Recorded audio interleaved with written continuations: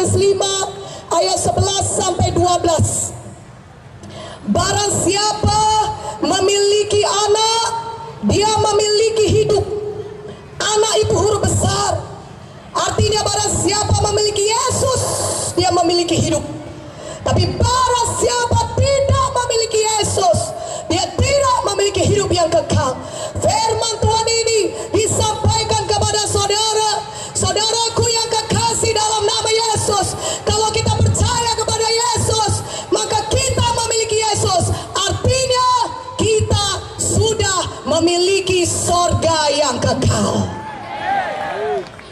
Siapa di sini yang percaya, kalaupun dia meninggal dunia, entah kapanpun itu, tapi kita percaya kita semua umur panjang. Katakan amin.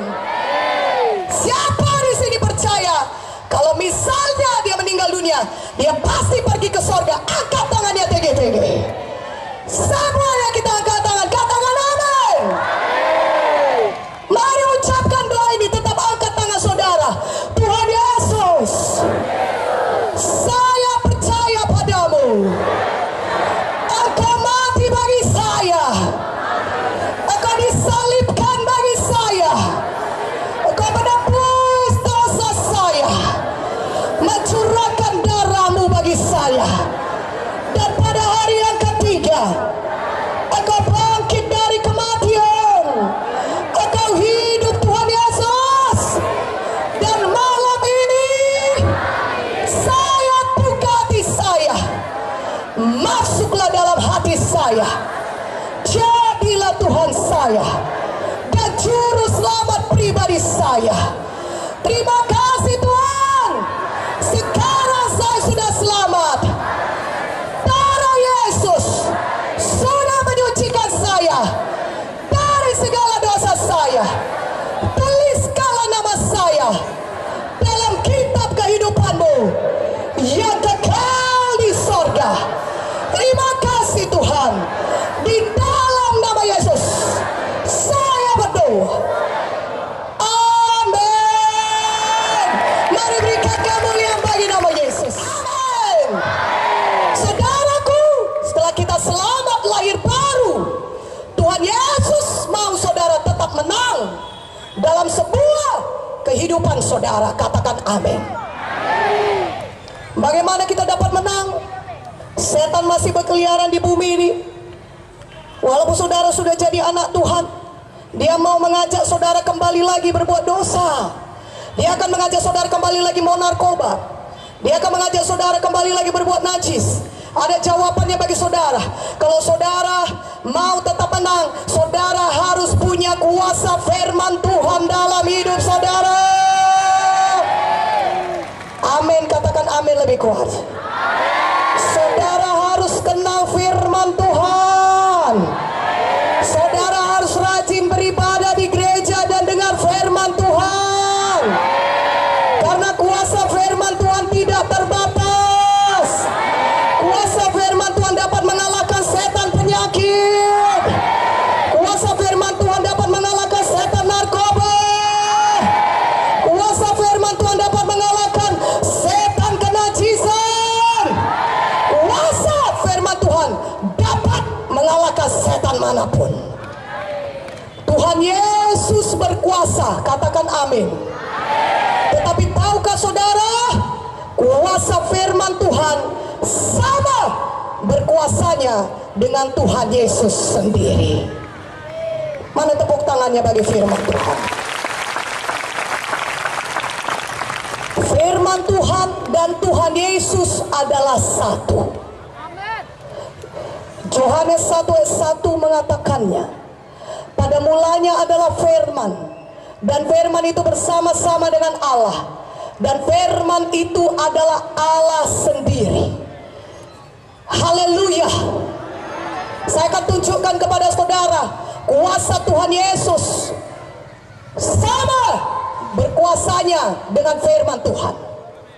Firman Tuhan sama berkuasanya dengan Tuhan Yesus sendiri. Karena itu kalau hari ini saudara percaya dengan semua firman Tuhan yang saya beritakan, saudara bisa mengalami mujizat Tuhan. Saudaraku, bukalah Alkitab kita. Dari Yohanes 4 ayat 46 sampai 53. Maka Yesus kembali lagi ke Kana di Galilea, di mana ia membuat air menjadi anggur. Dan di Kapernaum ada seorang pegawai istana, anaknya sedang sakit.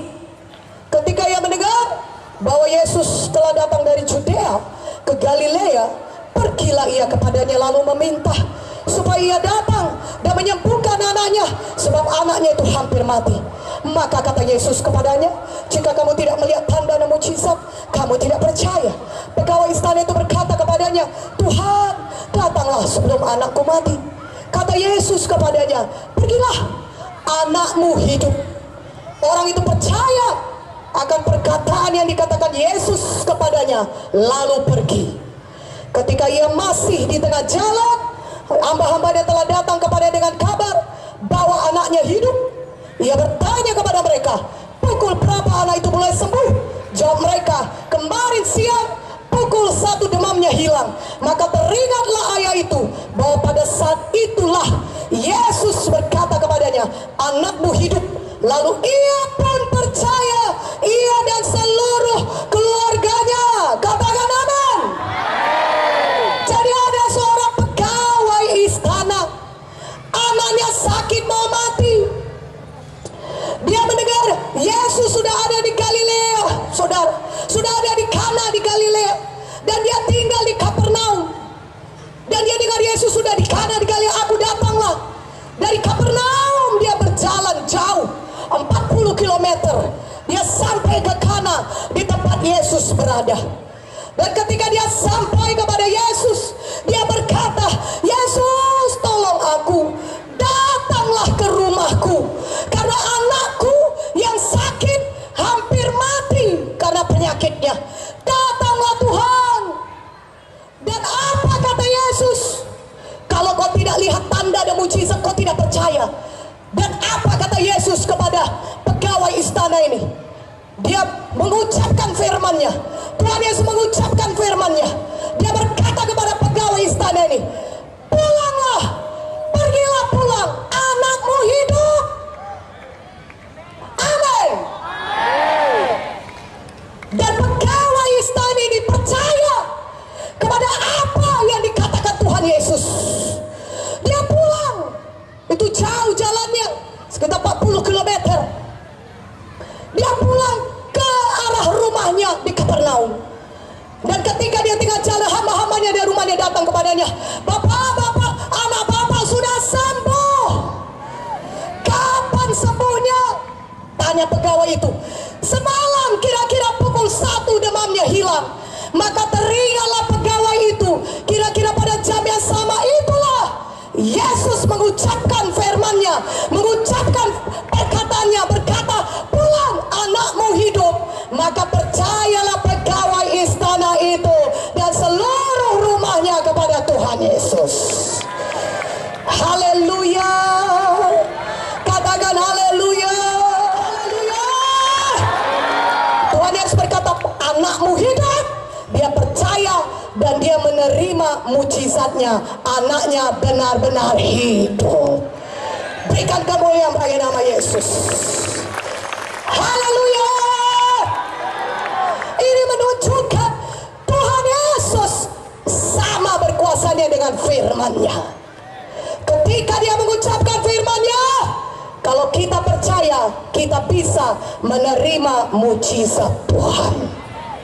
Katakan amin.